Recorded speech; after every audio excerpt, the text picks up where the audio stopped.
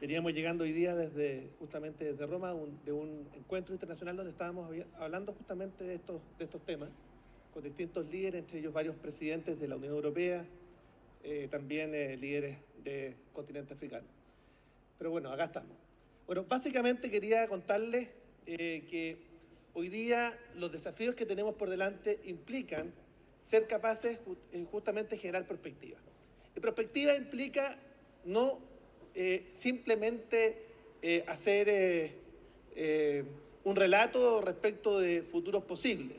La perspectiva implica una ciencia que implica poder tener capacidad de adaptación y, por supuesto, tener capacidad de adaptarse.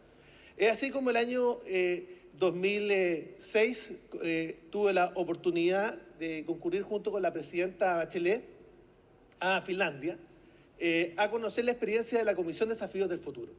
Los años 90 determinaron un punto de quiebre en Finlandia para generar un proceso de desarrollo cualitativo y cuantitativo.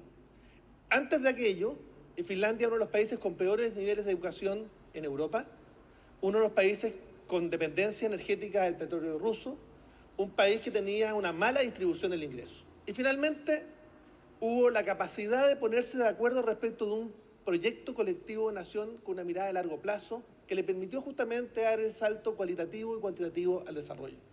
El año 2007 intentamos justamente crear esta comisión en la Cámara de Diputados, el 2010 la materializamos en el Senado y que en definitiva permitía, esta segunda comisión de desafíos del futuro creada en el mundo, permitía justamente establecer una perspectiva que permitiera construir ese proyecto colectivo de nación.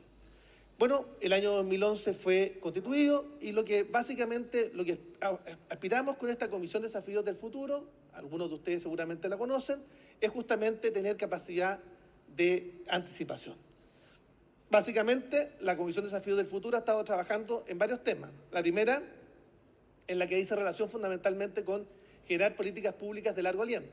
Convocamos 1.400 académicos y científicos para establecer la Política Nacional de Hidrógeno Verde, la Política Nacional de Inteligencia Artificial, la Política Nacional de Desarrollo Aeroespacial, la Política Nacional de Desarrollo Forestal Sostenible, la Política Nacional de Minería Verde, entre otras políticas nacionales. De hecho, muchas de ellas han sido recogidas por los gobiernos de turno y hoy día ya tenemos en cuenta que el gobierno del presidente Piñera recogió, por ejemplo, la política nacional propuesta por nosotros de inteligencia artificial, donde trabajamos justamente con los académicos y con la gente de la Academia de Ciencia, que estuvo trabajando justamente aquello. Y ya el presidente Boric ya hizo la primera revisión de la misma. Y por supuesto también la idea es que tener un espacio colaborativo entre ciencia, la academia, la sociedad civil y las empresas. No solamente hemos estado trabajando, como decía anteriormente, en la generación de políticas públicas de largo aliento, sino también en desarrollos legislativos. Ustedes saben, nosotros sacamos adelante la primera ley de inteligencia artificial de América Latina y el Caribe. Vamos a sacar la primera la de ciberseguridad de América Latina y el Caribe. Vamos a sacar la primera ley de las Américas de inteligencia artificial. Estamos trabajando fundamentalmente en una legislación sobre transferencias de tecnología y conocimiento. Ya estamos debatiendo en segundo trámite constitucional que va a implicar, por supuesto, todo lo que dice relación con el impacto en las patentes, fundamentalmente, que nos va a permitir justamente establecer mecanismos de patente de proceso y, por supuesto, de innovaciones tecnológicas. Y por otra parte, esta Comisión de Desafíos del Futuro, como ustedes saben, tiene a su cargo el Congreso del Futuro, que hace un esfuerzo sustantivo. Somos el cuarto evento de difusión científica más importante del mundo, el único organizado por un Congreso Nacional, el único totalmente gratuito, y ya estamos haciendo un esfuerzo de exportación del mismo. Tuvimos el primer ejercicio con Bolivia y con Argentina. Vamos a tener un Congreso del Futuro en Marruecos en octubre, en el mes de diciembre, y un Congreso del Futuro Iberoamericano en el mes de marzo del 2025. ¿Cuál es el método de trabajo de la Comisión? La construcción de escenarios posibles, la anticipación mediante estudios perspectivos, el enfoque en políticas públicas de largo plazo y la visión de Estado y la transversalidad política. Básicamente, esto ha sido también uno de los pilares que nos ha motivado, y a mí en particular, a poder construir justamente un modelo de gobernanza anticipatoria. ¿Qué se requiere? Se requiere una nueva institucionalidad desde el Estado que se haga cargo justamente de, con la flexibilidad necesaria, hacerse cargo con respuestas locales a los desafíos globales. Y esto fue lo que, en definitiva, hizo la diferencia en Finlandia, hizo la diferencia en Nueva Zelanda y Australia, que son países afines, que están lejos de los centros de poder, pero que dieron el salto cualitativo y cuantitativo al desarrollo. Ejemplos de procesos exitosos, como ustedes lo saben seguramente, está, por supuesto, el ejercicio que ha hecho Finlandia, que ha hecho Nueva Zelanda, que ha hecho Australia. Y este ejercicio y este ímpetu prospectivo no es nuevo en Chile. Surgió después del terremoto del 38, del terremoto de Chillán, con la creación de la Corfo, luego con la ODEPLAN, la creación de la ODEPLAN, luego con el Ministerio de Planificación, Mideplan, y luego, por supuesto, con la necesidad de ir avanzando en nuevos modelos prospectivos que, en definitiva, permiten generar el desarrollo para el país. Este trabajo de gobernanza anticipatoria tuvo el aporte de 80 especialistas nacionales sobre perspectiva, pero además recogimos la experiencia del ex primer ministro de Finlandia, de autoridades de Singapur, de autoridades de Japón, que básicamente estuvieron haciendo seguimiento al trabajo que hizo Japón post Segunda Guerra Mundial, donde efectivamente dio un salto cualitativo y cuantitativo en los temas que son de relación con desarrollo tecnológico o los temas que fundamentalmente está trabajando la Unión Europea. Hablar de perspectiva no es igual en todos los países, y esto es muy relevante. Vemos que hay distintos énfasis. Vemos, por ejemplo, en el caso de Francia, que ha puesto énfasis en los temas que dicen relación con desarrollos tecnológicos, fundamentalmente, también con competitividad económica, pero básicamente en evolución demográfica tuvo algunas dificultades. Y eso vemos hoy día, que básicamente en Francia tenemos verdaderos guetos de migrantes, justamente porque no pudieron prever tanto la migración norafricana como la subsahariana, y por tanto efectivamente eso provocó un proceso complejo desde el punto de vista del modelo de anticipación. Argentina ha estado trabajando fundamentalmente en los temas de políticas públicas y en los desafíos ambientales, pero tampoco tiene un desarrollo en evolución demográfica ni en desarrollo tecnológico. Brasil ha estado más bien poniendo énfasis fundamentalmente en desarrollo tecnológico, en políticas públicas y competitividad económica. Y eso fundamentalmente genera la necesidad de generar políticas públicas que estimulen la formación de aquello. Perú ha estado trabajando en competitividad económica y hemos visto cómo efectivamente hoy día se ha transformado en una competencia para la recepción de inversión extranjera con Chile, porque efectivamente ha generado competencias o posibilidades y estímulos para que eso ocurra. Lo mismo en Colombia, con los mismos énfasis. Estados Unidos ha hecho un esfuerzo muy importante en lo que dice relación con los desafíos ambientales, la evolución demográfica, ha tomado medidas justamente. Hoy día pedir una visa a Estados Unidos demora prácticamente varios meses para la cita, justamente porque está tomando medidas previendo justamente un proceso migratorio.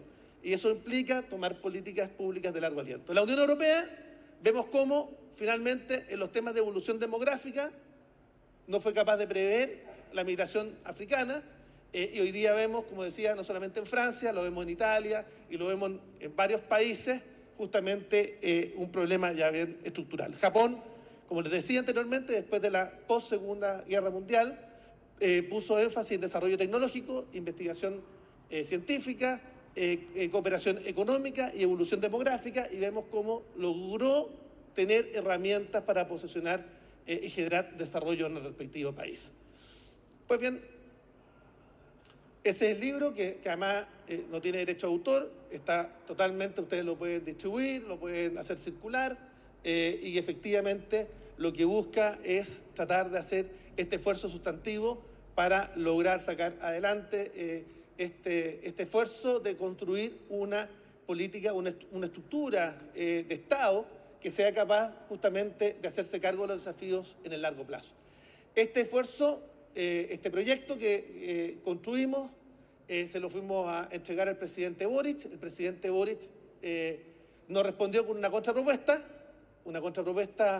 que no nos satisface en absoluto, porque nosotros creíamos una agencia descentralizada, con autonomía reforzada, tipo Banco Central, que permitiera justamente salir del cumplimiento del checklist de un gobierno de turno. El presidente nos respondió con un proyecto que se está debatiendo hoy día en el Congreso, que se está votando, tenemos la mitad del proyecto votada, y que hizo relación más bien con toda la capacidad prospectiva de llevarla justamente al Ministerio del Interior, y del nuevo Ministerio del Interior poder generar esa capacidad de anticipación.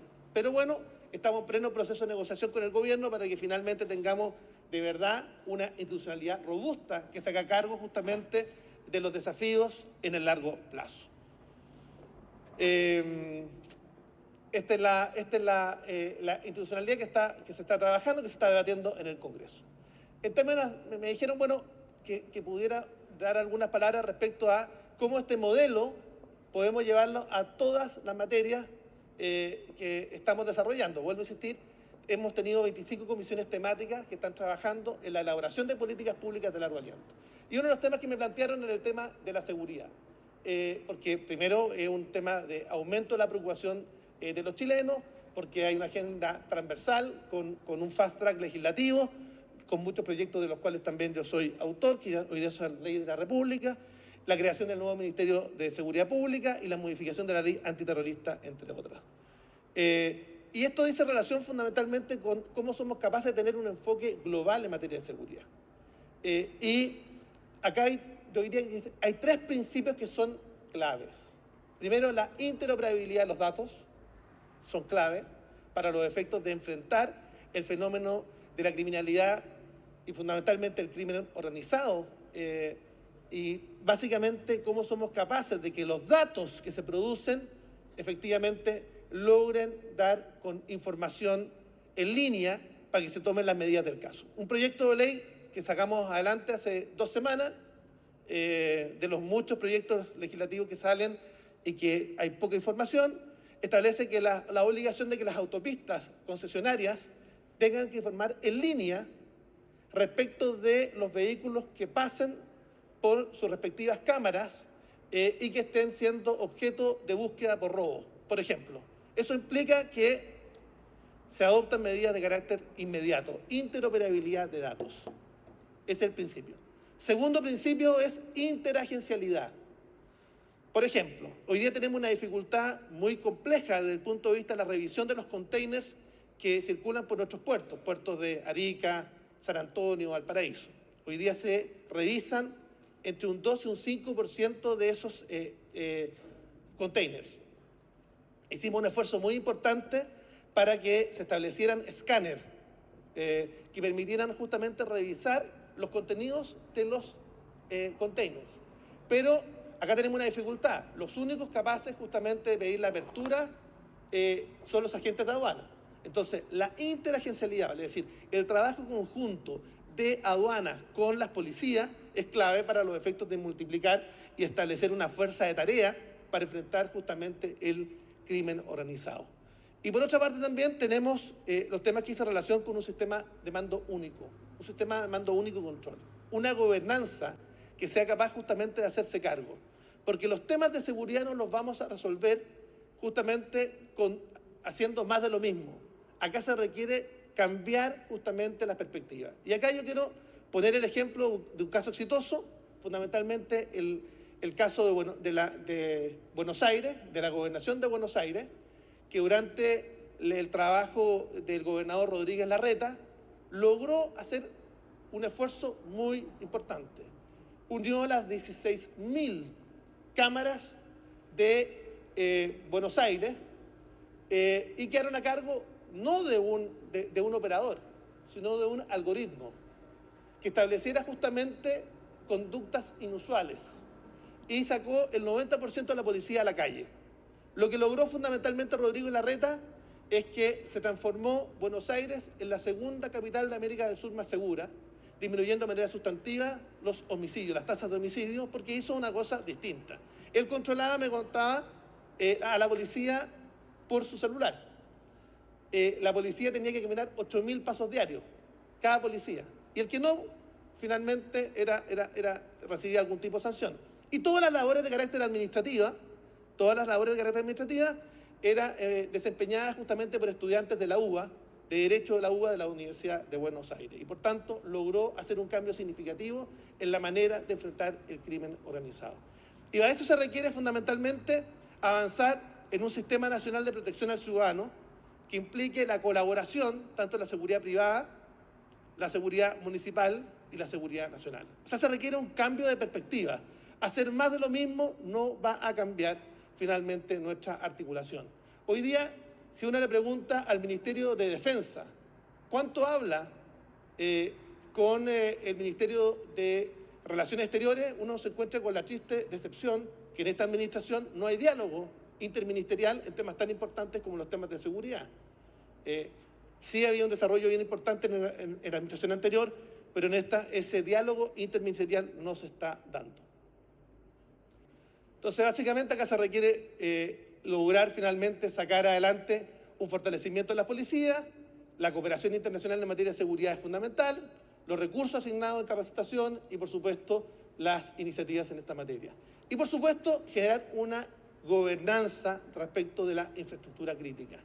Y acá este es un tema de la mayor relevancia, porque hasta ahora lo que han hecho justamente un cúmulo de proyectos de ley que hoy día están presentados en el Parlamento y que se van aprobando, es que finalmente terminan siendo más bien una solución casuística a la complejidad o la contingencia surgida las semanas anteriores, pero en definitiva falta establecer una gobernanza de la infraestructura crítica y por supuesto los temas de ciberseguridad son clave en esta materia.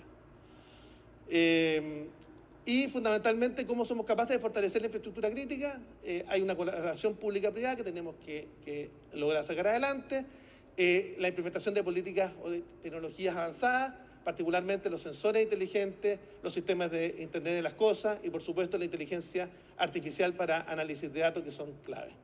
Finalmente, como les decía anteriormente, logramos sacar adelante esta que es la primera ley de ciberseguridad que establece el marco de ciberseguridad para América Latina y el Caribe y, por supuesto, con la creación de la Agencia Nacional de Ciberseguridad es un tema muy relevante. Ahora, ¿cómo va a cambiar el uso intensivo de inteligencia artificial todos estos fenómenos? Por supuesto que es una verdadera incógnita. Yo aconsejo leer un libro de José María Lasalle, que habla de la civilización artificial, que habla justamente de los desafíos que tendrá nuestra sociedad para enfrentar el uso intensivo de las tecnologías de la información y particularmente la inteligencia artificial. Y lo planteo porque estamos en un punto, yo diría un punto de quiebre, desde el punto de vista de cómo logramos sacar adelante legislaciones que por una parte sean capaces de proteger la autonomía, las tomas de decisiones de las personas. Recordar que Chile, yo fui autor también de esa ley, es el primer país del mundo de proteger los neuroderechos frente a la irrupción de las neurotecnologías para proteger la indemnidad mental de las personas en los procesos de tomas de decisiones. También vamos a ser uno de los primeros países del mundo, y somos también autores de esa norma, para proteger el genoma humano y para que la información del genoma humano no sea distribuida, sino que más bien sea la distribución de la misma tenga sanciones drásticas, como también sacar adelante temas tan relevantes que hizo relación, por ejemplo, con la portabilidad de fichas clínicas, pero tomando todos los resguardos para que efectivamente uno tenga la capacidad finalmente de administrar sus propias fichas clínicas en su propio celular y pueda efectivamente ir a cualquier centro de salud con su ficha clínica y no tener que volver a hacer todos los exámenes. Bueno, son herramientas que por supuesto son oportunidades, pero por supuesto que también que tenemos desafíos y dificultades. Finalmente, creemos que anticiparse a los procesos sociales y particularmente al uso intensivo de las nuevas tecnologías es clave. Y si somos capaces además de generar políticas públicas de largo aliento, que sean capaces de poder estimular la necesidad de poder generar mayor competitividad en las mismas es clave. Por eso este esfuerzo que se hizo en 25 comisiones temáticas para establecer políticas públicas de largo aliento para avanzar el Chile de los próximos años. Estamos convencidos que el futuro nos va a unir. Los temas de la política contingente, que es la que finalmente termina apareciendo en los medios, degrada la política de manera irremediable, en términos de que cuando se construyen políticas públicas de largo aliento, un proyecto colectivo de nación de mediano y largo plazo, eso sin lugar a dudas va a tender a unir a los chilenos. En las materias que hemos hablado, por supuesto, creemos que hay que fortalecer la infraestructura crítica, los temas que dicen relación con establecer todas las herramientas para la protección justamente de la data, como se señalaba anteriormente, o las bases de datos personales, es clave. Y ayer se aprobó, finalmente después de 7 años, la ley de protección de datos personales, que es clave para todo este cúmulo de proyectos de ley que hemos estado conversando, porque efectivamente va a permitir entrar a lograr sacar adelante esas herramientas legislativas, pero teniendo en cuenta que la data personal es una data que va a ser protegida. La priorización en la ciberseguridad es clave y el llamado a la acción colectiva, transversal y sin atrincheramientos políticos para los efectos de establecer un mayor ámbito o ambiente o clima de seguridad. Eso es lo que quería plantear y transmitir en el día de hoy. La anticipación es clave y les pido, de verdad, bajen este libro.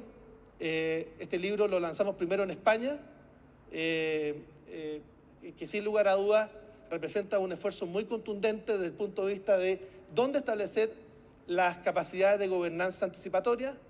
España optó por un modelo de llevar justamente ese proceso de estructura, de capacidad y capacidad de anticipación al gobierno. Samuel Rubio, que es el encargado, él es parte del comité político del presidente del gobierno español.